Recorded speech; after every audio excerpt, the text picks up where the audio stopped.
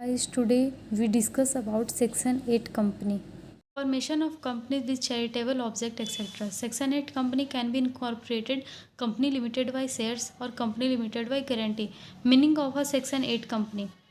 इसको हम याद करेंगे opposite. Object of charitable clause. Profit should be used in only object.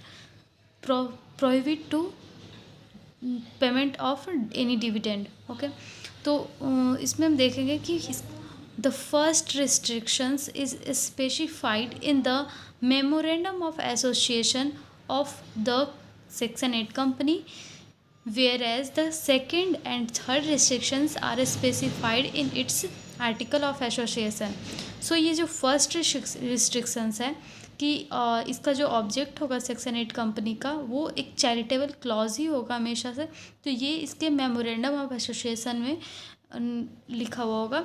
और दूसरा और तीसरा जो है, दूसरा ये कि इसका जो प्रॉफिट्स होंगे इसके सेक्शन 8 कंपनी के वो सिर्फ इसके ऑब्जेक्ट्स में यूज़ होंगे. और तीसरा ये कि किसी मतलब इनको dividend prohibit to payment any dividend. Okay, तो ये आर्टिकल ऑफ एसोसिएशन में दिया हुआ होगा. ओके, इसका ये 3 रिस्ट्रिक्शंस है और ये 3 रिस्ट्रिक्शन बहुत ही इम्पॉर्टेंट है एग्ज़ाम्स के लिए. ओके, तो आप स्क्रीनशॉट भी ले सकते हो.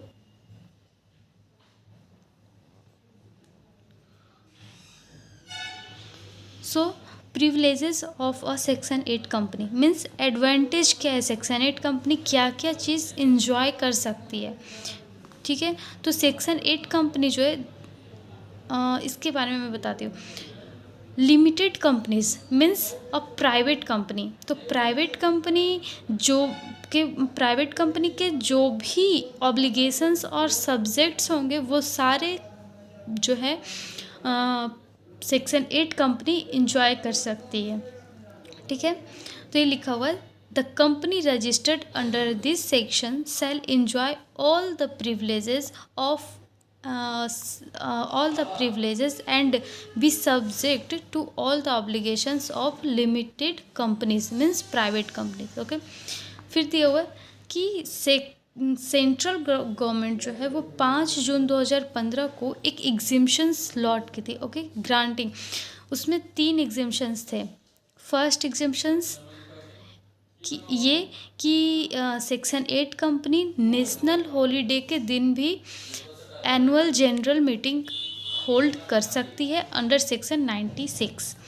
उसके बाद सेकंड ये था कि 21 दिन के जगह पे वो 14 दिन का नोटिस भी एजीएम को दे सकती है. AGM means annual general meeting under section 101. Okay, now third example of exemptions under other statutes are tax concession, land at concessional rates from the government. Okay, इसके बाद दिया हुआ है कि एक फर्म जो है वो सेक्शन 8 कंपनी के मेंबर्स हो सकते हैं.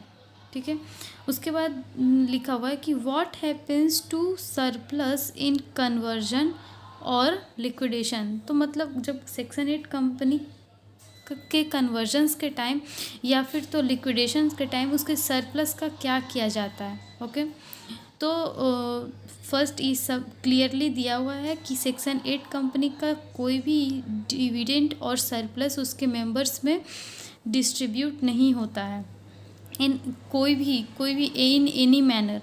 ओके, उसके बाद 2 दिया हुआ event, first conversion, second liquidation. तो अगर सेक्शन 8 कंपनी किसी भी अनदर कंपनी में कन्वर्ट होती है तो उसके जो फंड होंगे वो IEPF means investor education and protection fund में ट्रांसफ़र कर दिए जाएंगे. और अगर सेक्शन 8 कंपनी लिक्विडेट हो रही है तो उस इवेंट में क्या होगा, IBF insolvency and bankruptcy fund में उसके जो फंड होंगे वो ट्रांसफ़र कर दिए जाएंगे.